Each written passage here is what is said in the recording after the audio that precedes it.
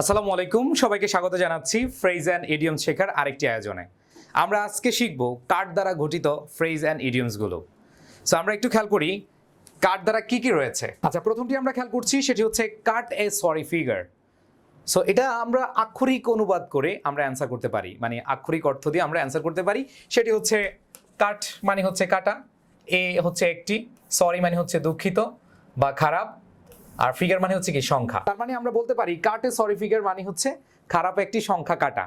তো স্বাভাবিকভাবে এভাবে যদি চিন্তা করি যে আপনার কোনো ফ্রেন্ড পেলো 98 আর আপনি পেলেন 20 পেলেন, তার মানে কোনটা সরি ফিগার?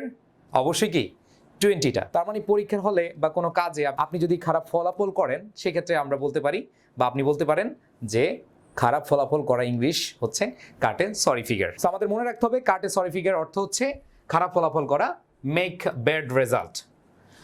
আমরা এক্সাম্পল খেয়াল করি, সেটা হচ্ছে he cuts a sorry figure in the examination. তার মানে হচ্ছে সে পরীক্ষায় খারাপ ফলাফল করেছে। অ্যান্ড দেন পরবর্তীতে খেয়াল করবো সেটি হচ্ছে কাট টু দ্য কুইক। এটা মনে রাখবো কিভাবে? সো এটা মনে রাখা একটু কঠিন, কারণ হচ্ছে অর্থ দিয়ে এটা মনে রাখা অসম্ভব। বাট আমরা যদি একটু এইভাবে খেয়াল করি, যেমন কাট মানে হচ্ছে কি কাটা, কুইক মানে কি দ্রুত। এখন দ্রুত কাটা মানে কি, কিভাবে আমরা আসলে এটা মনে রাখতে পারি? ধরেন এরকমভাবে যদি চিন্তা করি, সেটি হচ্ছে কারো মনে দাগ কাটা। কারো মনে কি দাগ কাটা। এখন কথা হচ্ছে আমরা যখন মর্মাহত হই কারো কথায় বা কারো কোনো কাজে, সেটা কি খুব আস্তে আস্তে হয় না হঠাৎ চলে আসে? আমরা মর্মাহত হয়ে যাই যে কোনো মুহূর্তে। তার মানে কোনো একটা মানুষ আমার সাথে খারাপ বিহেভ করছে বা কোনো একটা খারাপ কাজ করেছে, আমার প্রতি কোনোভাবে সে অবিচার করেছে, আমরা কিন্তু মর্মাহত হয়ে যাই। তার মানে এই যে আমরা কুইক, আমাদের মনে দাগ কেটে ফেলছি, খুব দ্রুতই দাগ কেটে ফেলছি, কাট টু দ্য কুইক, এর অর্থ হচ্ছে কি মর্মাহত হওয়া বা বি হার্ট। আমরা এইভাবে মনে রাখতে পারি। যেমন I was cut to the quick by his words, আমি তার কথায় মর্মাহত হয়েছিলাম। ওকে, আচ্ছা, এরপরে আমরা খেয়াল করব যে কাট দ্বারা গঠিত অন্যান্য ফ্রেজেস অ্যান্ড ইডিয়মসগুলো। এখানে আমরা দেখতে পাচ্ছি কাট অ্যান্ড থ্রাস্ট রয়েছে অ্যান্ড কাট সামওয়ান ডেড রয়েছে। সো এই ক্ষেত্রে আমরা কাট অ্যান্ড থ্রাস্ট কিভাবে মনে রাখতে পারি? কাট মানে হচ্ছে কি কাটা, অ্যান্ড থ্রাস্ট অর্থ হচ্ছে কি ধাক্কা। সো এটা এভাবে মনে রাখতে পারি, কাট মানে হচ্ছে কাটাকাটি আর থ্রাস্ট মানে হচ্ছে কি ধাক্কাধাক্কি। তাহলে কাটাকাটি ধাক্কাধাক্কি এটা কি কোনো স্বাভাবিক অবস্থা বোঝাচ্ছে নাকি যুদ্ধ এরকম বোঝাচ্ছে? অবশ্যই যুদ্ধ। এখন যুদ্ধটা কোন রকম? অবশ্যই হাতাহাতি যুদ্ধ। তাহলে কাট অ্যান্ড থ্রাস্ট এর অর্থ কি হাতাহাতি যুদ্ধ। দ্যাট মিনস আমাদের মনে রাখতে হবে hand to hand fight, hand to hand fight.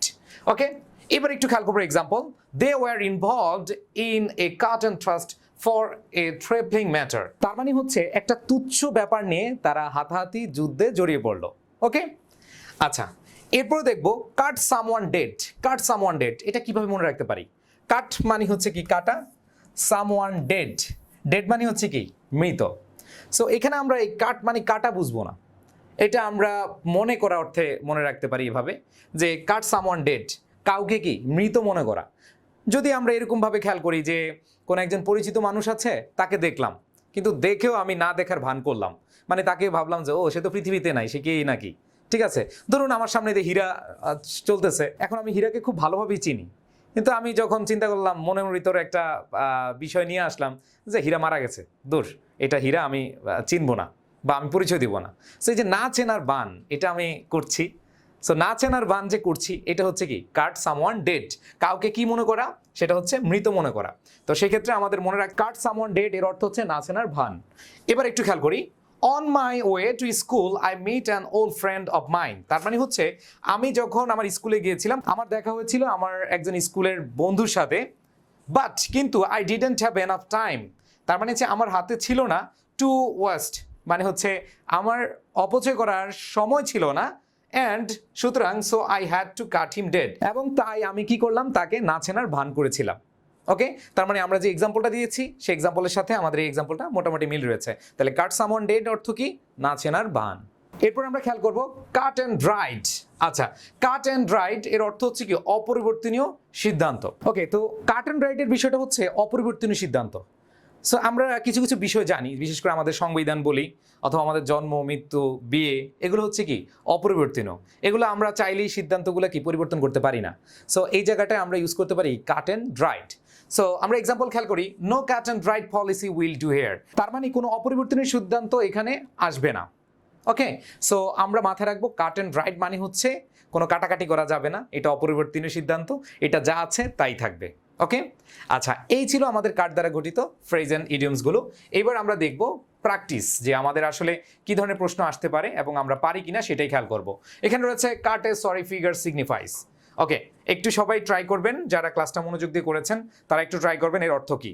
আমরা একবারে প্রথমেই পড়িয়েছিলাম কাট এ সরি ফিগার, এর অর্থ হচ্ছে খারাপ ফলাফল করা, তার মানে মেক ব্যাড রেজাল্ট।